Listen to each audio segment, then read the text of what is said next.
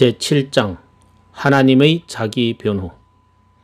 이 예수를 하나님이 그의 피로 인하여 믿음으로 말미암는 화목제물로 세우셨으니 이는 하나님께서 길이 참으시는 종의 전에 지은 죄를 간과하심으로 자기의 의로우심을 나타내려 하심이니 곧 이때에 자기의 의로우심을 나타내사 자기도 의로우시며 또한 예수 믿는 자를 의롭다 하려 하심이니라. 로마서 3장 25절 26절. 저는 여러분의 시선을 로마서 3장 25절 26절에 나오는 위대한 말씀들에 한 번 더 돌리게 함으로써 전체 성경 가운데 있는 일련의 말씀들 중에서 이 두 절 말씀보다 더 중요한 구절은 없다는 것을 다시 생각나게 할 것입니다. 여기서 우리는 중추가 되는 속죄 교리의 전형적인 진술을 대하는 것입니다. 그렇기 때문에 우리는 그것을 그렇게 조심스럽고 세밀하게 고려하고 있는 것입니다. 어떤 사람은 이것을 기독교 신앙의 아크로폴리스라고 묘사한 적이 있다고 말한 바 있습니다. 어떤 면에서든지 이 두 절 말씀만큼 중요한 것이라고 생각될 만한 것이 없다고 우리는 확신할 수 있습니다. 기독교의 역사는 이 두 절 말씀이 성령 하나님께서 많은 영혼을 어둠에서 빛으로 인도해내는 방편이었고 불쌍한 한 죄인에게 구원의 지식과 구원의 확신을 최초로 주실 때 사용하셨던 말씀이었다는 것을 명백히 보여줍니다. 저는 하나의 유명하고 주목할 만한 신뢰와 예정을 역사 가운데서 들어보기로 하겠습니다. 윌리엄 쿠퍼를 생각해 봅시다. 그는 깊이 스며드는 공포스러운 죄책감과 함께 영혼의 고통을 안고 자기 방에 있었다고 합니다. 그는 평강을 발견할 수 없었습니다. 그는 자기 스스로 어쩔 바를 몰라서 굉장한 좌절감으로 절망하면서 앞으로 갔다 뒤로 갔다 방안을 거닐고 있었습니다. 그는 갑자기 처참한 자포자기에 빠져 창문 옆에 있는 의자에 털썩 주저앉았습니다. 그런데 거기에 성경이 있었습니다. 그래서 그는 그것을 집어들고 펼쳤습니다. 그리고 그는 우연히 이 구절에 눈이 갔습니다. 그는 다음과 같이 말합니다. 내 눈과 마주친 구절은 로마서 3장 25절이다. 그 말씀을 읽어나가면서 갑작스러운 믿음의 능력을 받았다. 의의 태양의 광선이 충만하게 비치고 나는 그만 녹아버렸다. 나는 그리스도가 나의 용서와 완전한 칭의를 위해서 행하신 속죄가 완전 충분하다는 것을 알았다. 일순간에 나는 믿었고 복음의 평안을 체험한 것이다. 만약 전능하신 하나님의 팔이 나를 붙들지 않았다면 내가 믿기로는 감사와 기쁨에 겨워 틀림없이 기절했을 것이다. 나의 눈에는 눈물이 가득 고였고 나는 도취되어서 할 말을 잃었다. 나는 다만 고요한 두려움 속에서 사랑과 경이로움에 넘쳐 하늘을 우러러 보았을 뿐이다. 그 유명한 시인 윌리엄 쿠퍼를 그렇게 만들었던 것은 로마서 3장 25절 말씀이었습니다. 그 말씀은 다른 많은 분들에게도 똑같은 일을 했습니다. 저는 다시 한번 그 3장 25절이 말하는 바를 되짚고자 합니다. 그 말씀은 3장 26절 말씀의 연결 구절입니다. 그리스도 예수 안에 있는 구속으로 말미암아 그의 은혜로 값없이 의롭다심을 얻는다는 것이 지금 우리에게 가능하다는 것, 그것이 바울 사도의 위대한 좋은 소식입니다. 달리 말해서 지금 구원의 길이 있는데 그것은 율법과 별도의 것이며 우리가 율법을 준수하느냐에 달려있지 않다는 것입니다. 그것은 그리스도 안에 있는 거저 주시는 길입니다. 하나님께서는 그리스도 안에서 우리를 대속하셨고 25절과 26절은 그 대속함이 어떻게 일어났는가를 설명하고 있는 것입니다. 그러나 왜 그런 일이 그와 같이 일어나야만 했을까요? 어떻게 그처럼 그 일이 일어난 것입니까? 우리는 이미 이 점을 설명하는 위대한 말씀들 가운데서 두 개의 단어를 생각해 보았습니다. 그 두 개의 말은 화목제물과 피라는 말입니다. 역시 우리는 그렇게 얻은 구속이 믿음이라는 방편을 통해서 우리에게 이른다는 것을 알았습니다. 그러나 바울은 그 점에서만 머물지 않습니다. 그는 좀 더 나아가서 어떤 다른 것을 말합니다. 다시 다음 진술을 살펴보십시오. 이 예수를 하나님이 그의 피로 인하여 믿음으로 말미암은 화목제물로 세우셨으니 이는 하나님께서 길이 참으시는 중에 전해지은 죄를 간과하심으로 자기의 의로우심을 나타내려 하심이니 곧 이때에 자기의 의로움을 나타내사 자기도 의로우시며 또한 예수 믿는 자를 의롭다 하려 하심이니라. 왜 바울은 이와 같은 것을 계속하여 말했을까요? 왜 그는 처음 진술로 만족하지 않았을까요? 이렇게 부연한 진술은 어떤 의미를 지니고 있습니까? 우리가 할 수 있는 최선의 길은 이들 용어들을 한 번 더 음미해 보는 것입니다.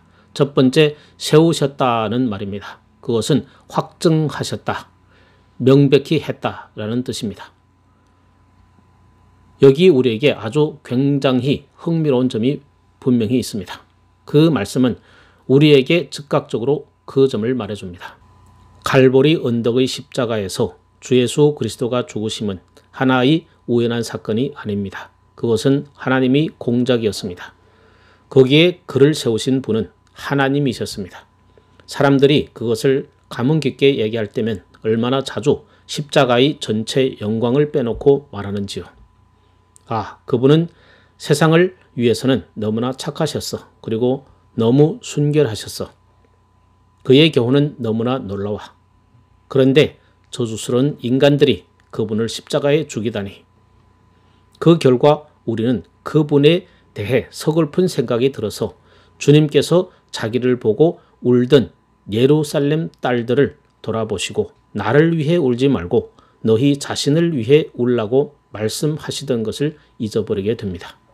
만일 십자가를 바라보는 것이 주 예수 그리스도에 대한 죄스러운 마음을 불러일으킨다면 그것은 바로 우리가 결코 십자가를 참되게 알지 않았다는 것을 의미합니다.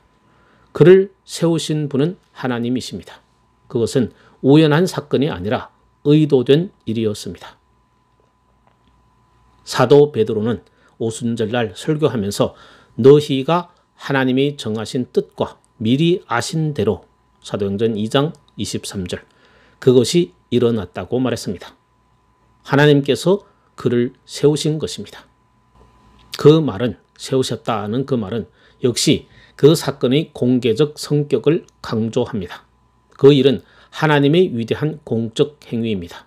하나님께서는 그것이 보여지도록 바라볼 수 있도록 전에 일어났던 사건 중에서 가장 공공연히 일어난 사건으로 단번에 영원히 기록되도록 세계사의 무대에다 공개적으로 여기 그 일을 행하셨던 것입니다.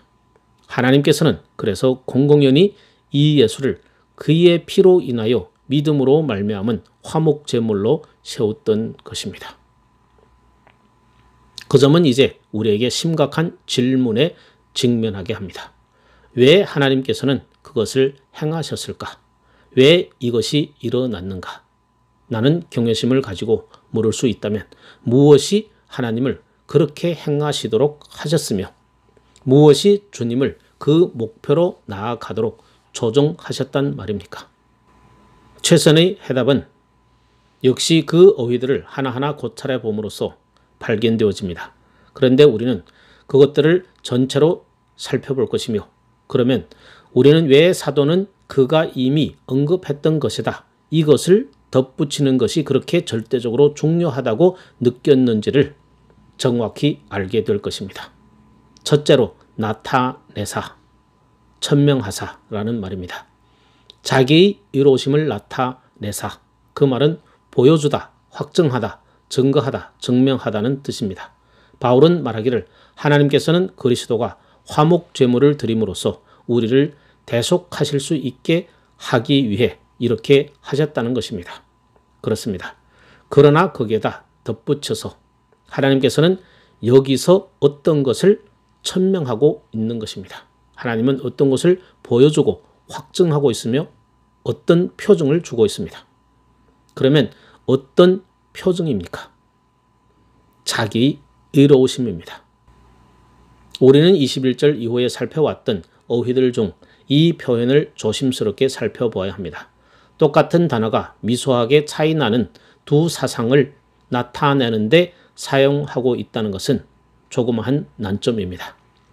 우리가 이 의라는 말을 살펴보았던 것과 같이 그것이 뜻하는 것은 의의 한 길이라는 것을 알았습니다. 21절에 그러나 이제는 율법 외에 하나님의 의가 나타났다고 하시는 하나님이 방법입니다. 인간에게 의를 주시는 하나님이 방법이란 의미를 가지고 있습니다. 그러나 여기서는 그것을 의미하지 않습니다.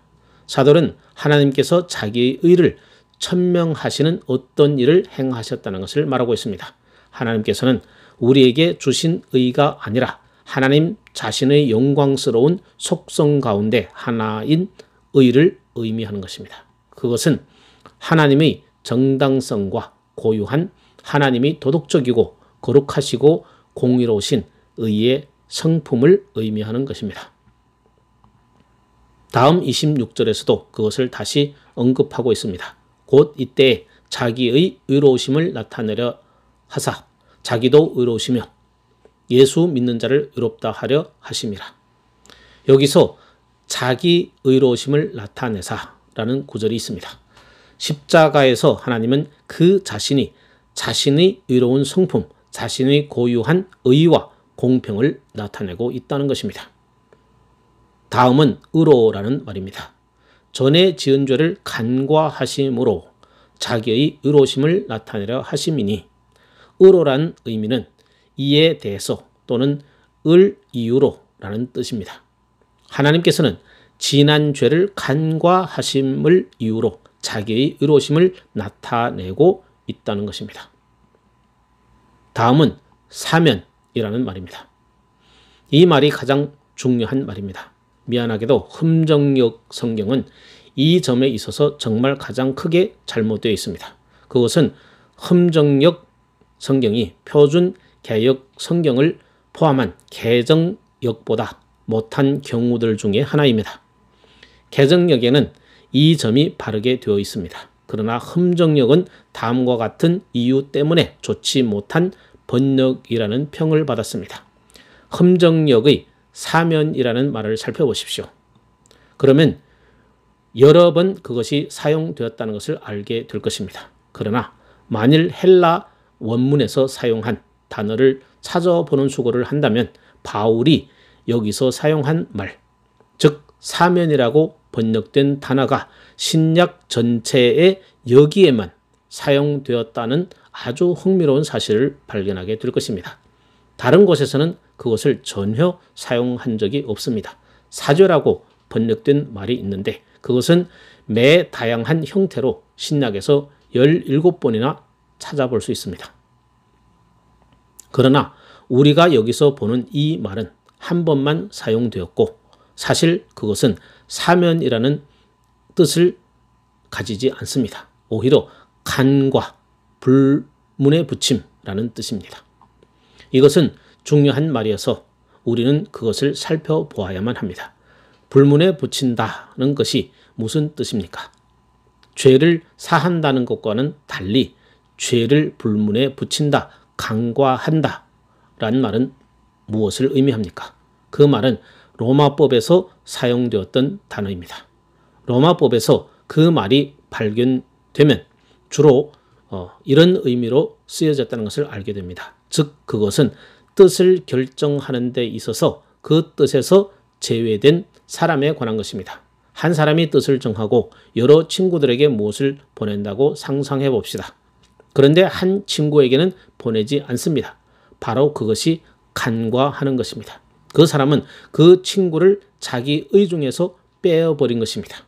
그는 그 친구를 생각 밖으로 제외시킨 것입니다. 우리가 흔히 말하는 대로 지나치다, 뛰어넘다 라는 의미죠.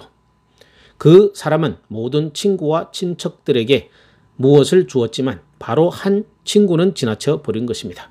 그것이 간과한다는 의미입니다. 여기서 사용된 단어가 바로 그 말입니다. 지나치다, 눈감아 버리다, 고려하지 않다, 주목하지 않고 흘러보내다 고의적으로 눈 감아 버리다.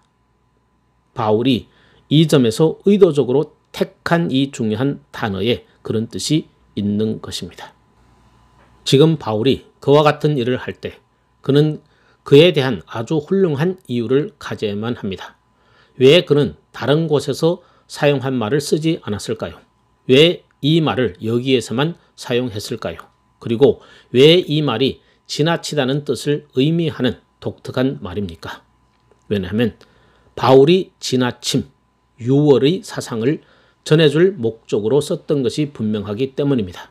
그러므로 지난 죄를 사면해 주심으로 라고 하기보다는 지난 죄를 간과하심으로 라고 하는 것으로 읽어야 할 것입니다. 우리는 그것을 다음과 같이 표현할 수 있습니다. 사면과 간과의 차이는 용서와 심판하지 않음의 차이인 것입니다.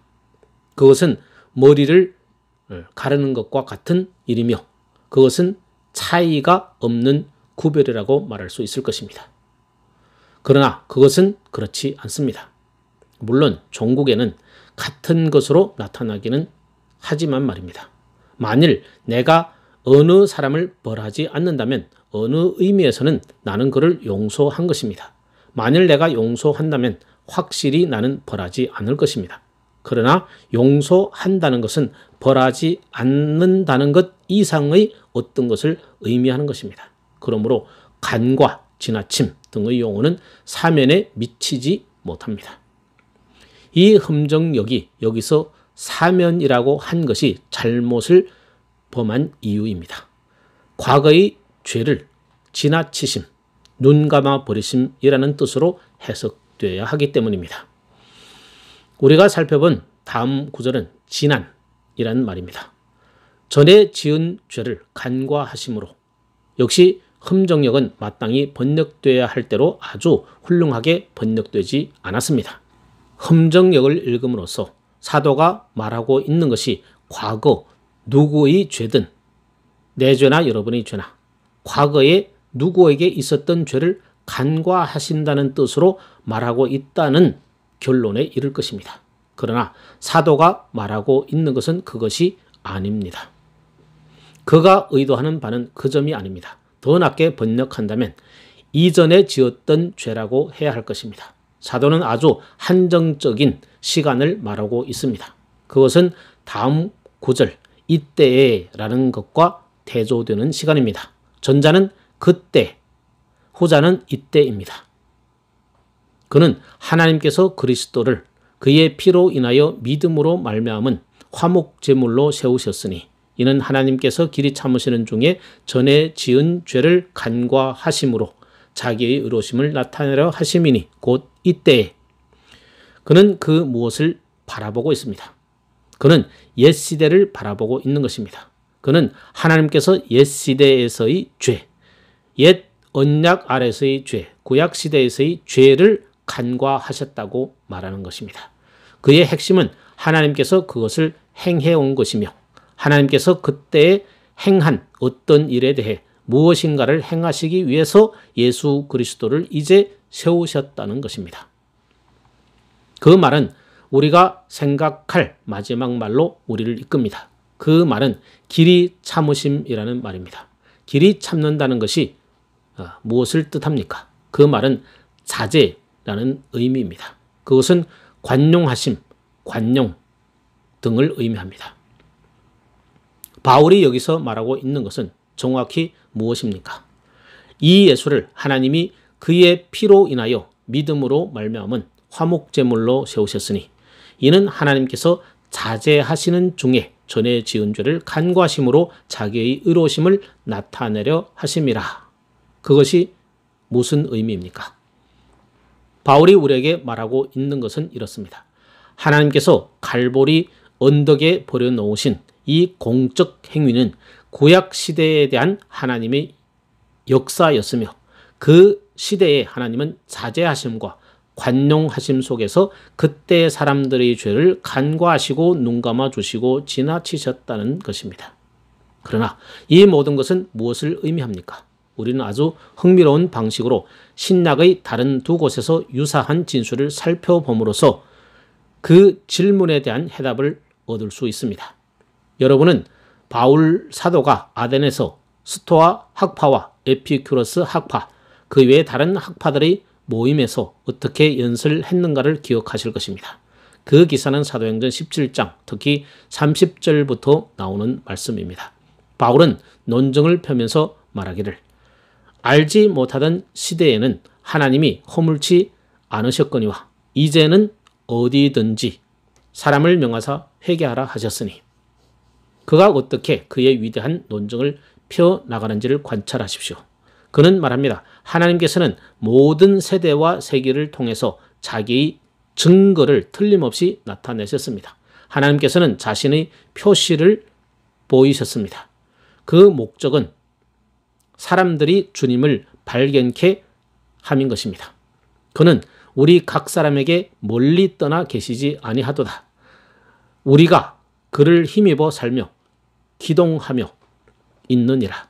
너희 시인 중에도 어떤 사람들의 말과 같이 우리가 그의 소생이 되었은즉 신을 금이나 은이나 돌에다 사람의 기술과 고안으로 새긴 것들과 같이 여길 것이 아니라 알지 못하던 시대에는 하나님이 허물지 아니하였거니와 이제는 어디든지 사람을 다 명하사 회개하라 하셨으니 이는 정하신 사람으로 하여금 처다를 공의로 심판할 날을 작정하시고 이에 저를 죽은 자 가운데서 다시 살리신 것으로 모든 사람에게 믿을 만한 증거를 주셨습니다.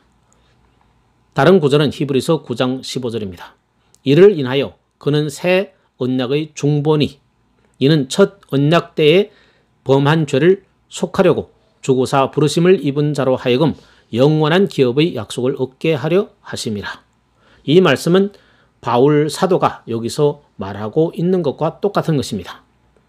이 25절의 구절에 대한 진정한 주석은 바로 히브리서 9장 15절입니다. 히브리서 기자는 그 말씀을 읽는 독자들이 옛 언약과 옛 언약 아래서 사람들이 하나님께 드린 희생 제물에 관해 명백히 알 것을 간절히 기대하고 있는 것입니다. 그들 마음속의 죄를 완전히 씻게 할 수 있는 어떤 것을 결코 제시할 수 없음을 명백히 해야 하며 아주 분명히 알아야 합니다. 그 제물들은 죄를 속하지 않는 것입니다. 히브리서 기자는 그들이 할 수 있는 것은 육체의 더러움을 정결케 하는 정도라고 말하고 있습니다. 염소와 황소의 피와 암송아지의 재를 부정한 자에게 뿌려 그 육체를 정결케 하여 거룩케 하거든. 히브리서 9장 13절. 그러나 그것들은 더 이상 어떤 것을 할 수 없습니다.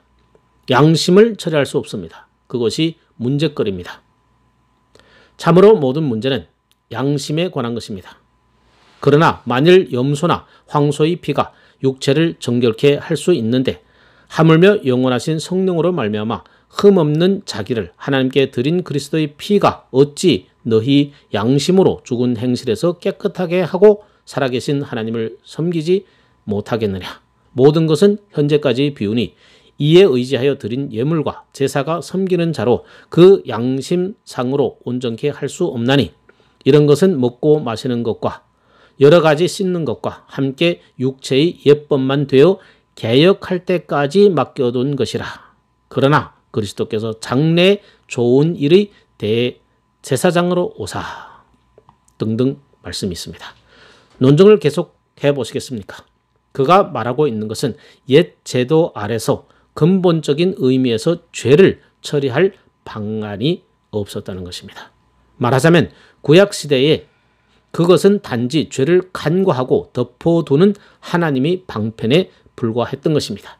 그 같은 제사와 희생 제물들은 일종의 육체적인 정결을 위한 것들이었고 하나의 의식적인 결례였으며 그것들은 백성들을 하나님께 나아가 기도할 수 있게 해줄 뿐이었습니다. 그러나 구약 아래서는 참으로 죄를 처리할 수 있었던 희생제사는 없었던 것입니다. 그것들은 단지 죄의 문제를 참으로 해결할 수 있고 죽은 행실에서 양심을 깨끗하게 할 수 있으며 하나님에 대해 사람을 참으로 화해시킬 수 있는 장차 오실 이 희생을 예표하고 있었던 것뿐입니다. 그리스도의 희생. 어떤 이는 그게 무슨 말이며 그렇다면 구약 성도들은 사죄받지 못했단 말이냐라고 의문을 제기할지도 모릅니다. 물론 제가 그것을 의미하는 것은 아닙니다. 그들은 분명히 용서함을 받았으며 그래서 그들은 하나님께 사죄에 대한 감사를 올렸던 것입니다. 다윗과 아브라함과 이삭과 야곱 같은 사람들이 용서받지 못했다고 한순간이라도 생각할 수 없습니다. 물론 그들은 용서함을 받았습니다. 그러나 그들이 용서함을 받은 것은 그들이 드린 희생 제사들 때문이 아니었습니다. 그들이 용서함을 받은 것은 그리스도를 바라보았기 때문입니다. 그들은 이것을 명백하게 알지는 못했습니다. 그러나 그들은 그 교훈을 믿었고 믿음으로 제물을 드렸던 것입니다. 그들은 하나님께서 어느 날 한 희생 제물을 제시할 것이라는 하나님의 말씀을 믿었으며 신앙으로 그것을 붙잡았던 것입니다. 그들을 구원한 것은 신약 시대와 같이 그리스도에 대한 그들의 믿음이었습니다. 그것이 핵심 포인트입니다. 그러나 그것은 어느 의미에서 하나의 문제를 남겨놓았습니다. 문제는 이것입니다. 하나님께서는 언제고 죄를 미워하시는 분으로 자신을 나타내셨습니다. 그분은 죄를 심판할 것이며 죄에 대한 심판은 죽음이라고 경고하셨습니다. 그리고 죄와 범죄에 대해 하나님의 진노를 쏘아붓겠다고 말씀하셨습니다. 그런데도 하나님께서는 수세기 동안 어느 뭐로든지 당신의 진술과 말씀에 배치되어 있었습니다. 죄를 심판하지 않는 것과 같았습니다. 그는 그것을 간과하고 계신 것입니다. 그렇다고 하나님께서는 이 문제에 대해 간섭하시는 것을 그만두셨습니까? 하나님께서는 도덕적인 악에 무관심해졌습니까? 도대체 어떻게 하나님께서는 죄를 간과해 버릴 수 있습니까? 그것이 문제입니다. 그것은 아주 실제적인 문제입니다. 송아지와 염소의 피 그리고 암송아지의 제가 죄를 없앨 수 없는 것은 명백합니다. 그런데 하나님께서는 죄를 지나쳐 버리시고 어떻게 그럴 수 있습니까? 이 하나님의 참으심을 어렵다 하는 것이 무엇을 뜻합니까? 바울 사도는 말합니다. 이제 하나님께서는 전 세계의 무대와 극장에서 칼보리의 그리스도를 통해 공개적으로 행하신 그 일을 통해 그것을 우리에게 적나라하게 설명하셨다는 것입니다. 하나님은 수십 세기 동안 그 진노를 억제하셨던 것입니다. 그것을 완전히 드러내지 아니하셨습니다. 그러나 하나님은 이제 그것을 완전히 드러내셨습니다. 그는 지금 그것을 드러내셨습니다. 바울은 말하기를 나는 나타내려 한다 라는 말을 반복합니다. 그 점은 십자가에서 일어난 일들 중에 하나입니다. 갈보리 언덕의 십자가 위에서 하나님께서는 그가 무엇을 하고 있었는가를 전 세상에 공개적으로 설명하고 있었던 것입니다. 그렇게 함으로써 하나님 자신의 의와 거룩한 영원한 성품을 한꺼번에 변증하신 것입니다. 하나님께서는 얼마나 정확하게 이 일을 행하셨습니까? 그 질문에 대한 답변을 드리도록 하겠습니다. 제가 답변을 드림으로 당신은 제가 화목제물이라는 말을 변호하려고 왜 그렇게 큰 고통을 감수했는지를 아시게 될 것입니다. 또한 왜 제가 그것을 모든 대가를 치르고라도 고수할 만큼 치명적인 것이라고 주장했던가를 아시게 될 것입니다. 어떻게 하나님께서는 갈보리 언덕에서 이 일을 행하셨습니까? 어떻게 하나님은 그의 성품을 변증하셨습니까? 하나님께서는 관용과 자제하심으로 지난 시대의 그들의 죄에 대해 간과하심을 어떻게 천명하셨습니까? 하나님께서는 그것을 할 수 있는 길이 오직 하나였습니다. 하나님께서는 자기가 죄를 미워하시고 죄를 심판하신다고 하셨고 죄와 죄의 책임에 대해 그의 진노를 쏟을 것을 이미 말씀하셨습니다. 그러므로 하나님께서 그렇게 하셨다는 것을 증거하실 수 없는 한 하나님은 더 이상 공의롭지 못하십니다. 바울 사도가 말하고 있는 것은 갈보리 언덕 위에서 바로 그것을 행하셨다는 것입니다.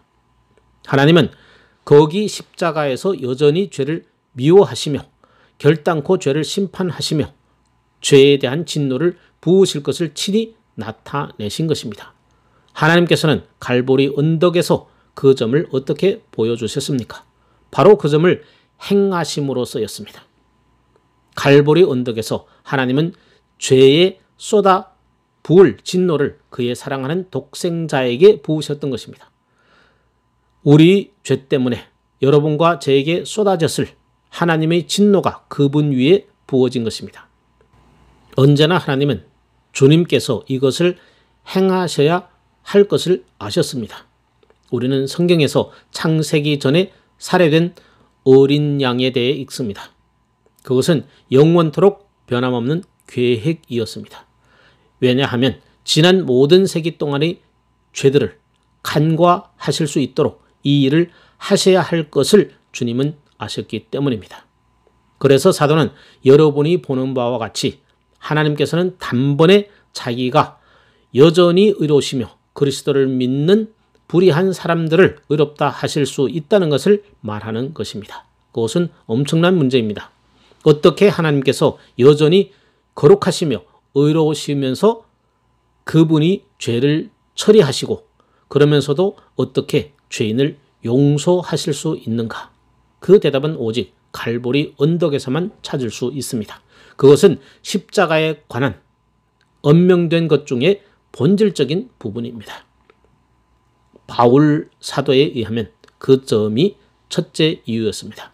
하나님께서는 옛 언약 아래 있던 과거에 무엇을 하고 있었는가를 입증하셔야만 했습니다. 그러나 하나님께서는 해야 할 그 이상의 어떤 일을 가지고 있었습니다.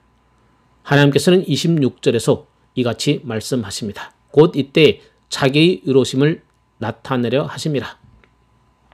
하나님께서는 어떻게 전에 지은 죄를 간과하실 수 있었는가를 지금 설명하신 것입니다. 그러나 그는 현재 우리가 짓는 미래의 죄를 어떻게 처리하십니까?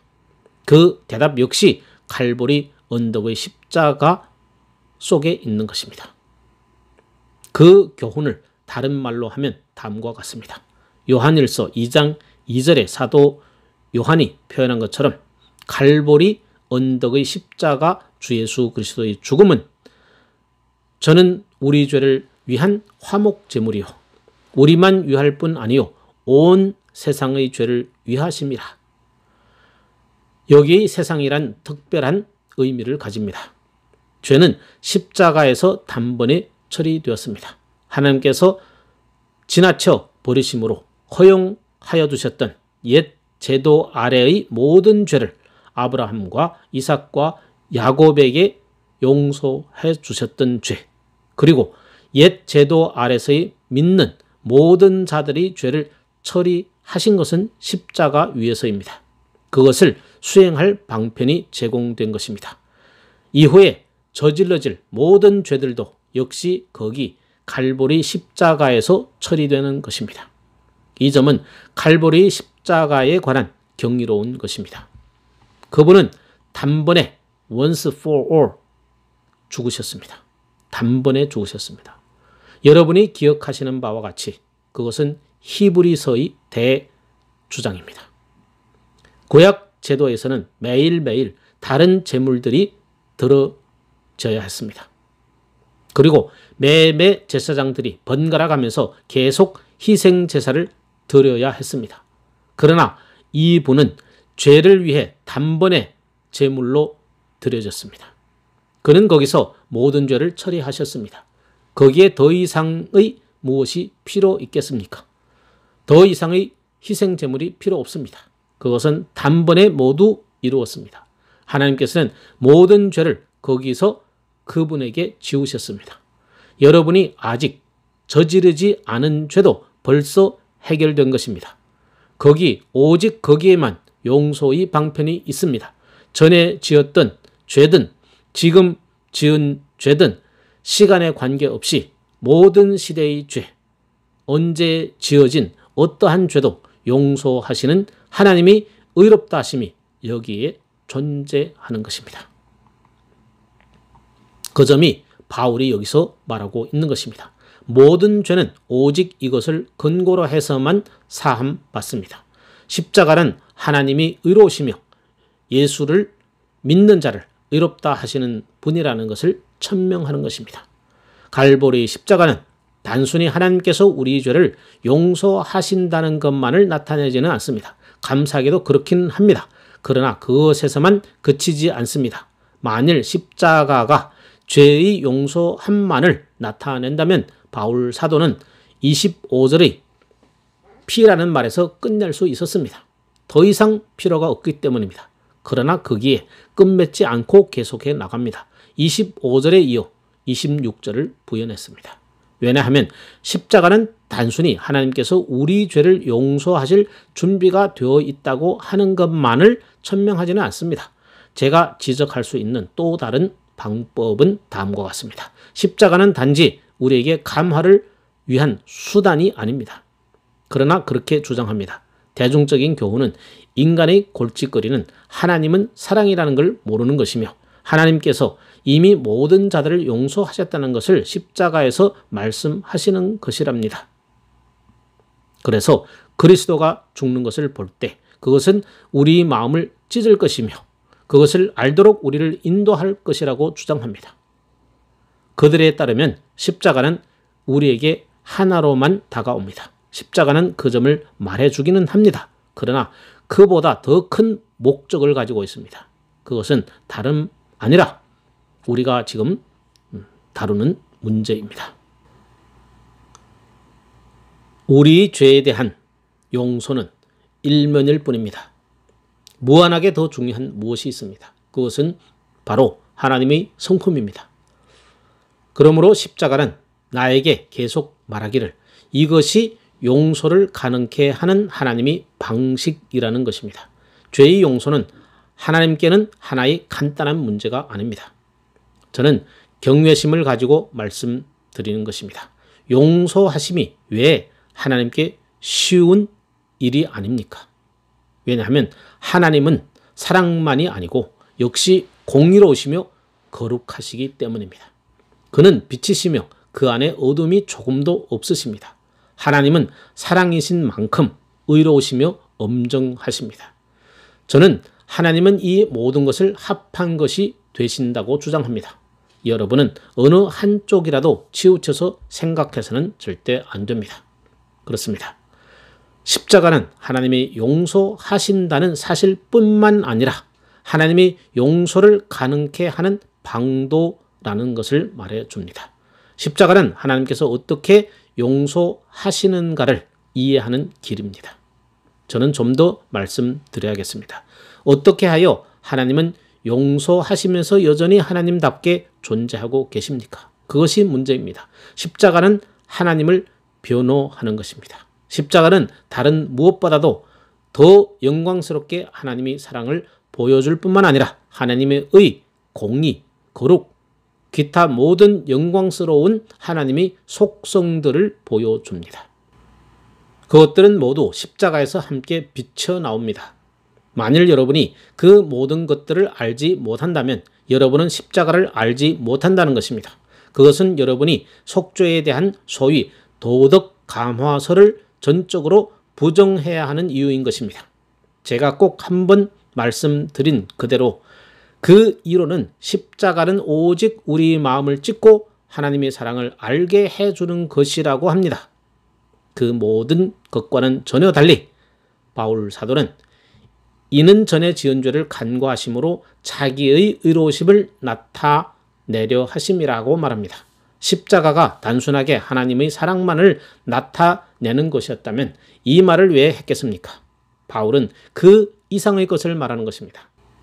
만일 십자가가 단순히 그의 용서하심만을 선언했다면 우리는 당연히 우리가 하나님의 말씀을 의지할 만한 것인지 또 하나님이 정말 의로우시며 공의로운지를 의문해 보셔야 합니다. 하나님께서는 구약에서 여러 번 되풀이해서 말씀하시길 나는 죄를 미워하고 죄를 심판할 것이며 죄의 싹은 사망이라고 하셨기 때문에 그것은 하나의 정당한 질문입니다. 하나님의 성품은 필연적입니다. 하나님은 사람과 다릅니다. 우리는 때때로 사람들이 자기가 말하는 것과 달리 행동하는 것을 이상하게 생각지 않습니다. 부모가 아이에게 내가 그렇게 한다면 사탕 살 돈 6원을 없는 줄 알아라 라고 말합니다. 그 다음에는 그 아이가 그 짓을 합니다. 그러나 아버지는 좋아 됐어. 그리고는 그 돈을 그에게 줍니다. 우리는 그것이 사랑이며 참된 용서라고 생각합니다. 그러나 하나님은 그런 식으로 행동하지는 않습니다. 하나님은 영원토록 자기 모순이 없으며 전혀 하나의 모순도 없으십니다. 하나님은 빛들의 아버지요. 그에게는 변함이 없고 회전하는 그림자도 없습니다. 이 모든 영광스러운 속성들은 그의 영원한 성품 속에서 다이아몬드처럼 반짝입니다. 그리고 그 모든 속성들이 반드시 나타나야 합니다. 십자가에서 그 모든 속성들이 모두 나타난 것입니다. 어떻게 하나님은 의로우시면서 불경건한 자를 의롭다 하실 수 있습니까? 그 대답은 그는 하실 수 있다는 것입니다. 왜냐하면 그는 불경건한 죄인들의 죄를 하나님 당신 아들 안에서 심판하셨기 때문입니다. 하나님은 아들 위에 자기의 진노를 퍼부으셨습니다. 그는 우리의 체휴를 담당하셨습니다. 그가 채찍에 맞음으로 우리가 나음을 입은 것입니다. 하나님께서 하겠다고 하신 일을 하신 것입니다. 그는 죄를 심판하셨습니다. 그는 이 점을 구약 어디에서나 내내 선언하셨습니다. 그리고 그는 하리라고 하셨던 일을 그대로 하신 것입니다. 하나님은 자기의 의로우심을 나타내신 것입니다. 그것을 공공연하게 나타내신 것입니다. 그는 의로우시며 의롭다 하실 수 있습니다. 우리 대신 다른 분을 심판하셨기 때문에 그는 우리를 값없이 용서하실 수 있습니다. 또한 하나님은 그렇게 하셨습니다. 그것이 24절의 메시지입니다. 그리스도 예수 안에 있는 구속으로 말미암아 그의 은혜로 값없이 의롭다 하심을 얻은 바 되었느니라. 의롭다 여겨주시고 의롭다 하고 선언하셨습니다. 이 예수를 하나님이 그의 피를 인하여 믿음으로 말미암는 화목제물로 세우셨느니라. 그래서 하나님은 자기를 자제하시는 가운데 그 죄를 간과하심으로 자기의 의로우심을 나타내신 것입니다. 그때도 지금도 언제나 죄를 용서하심으로 자기의 의로우심을 나타내려 하심이라.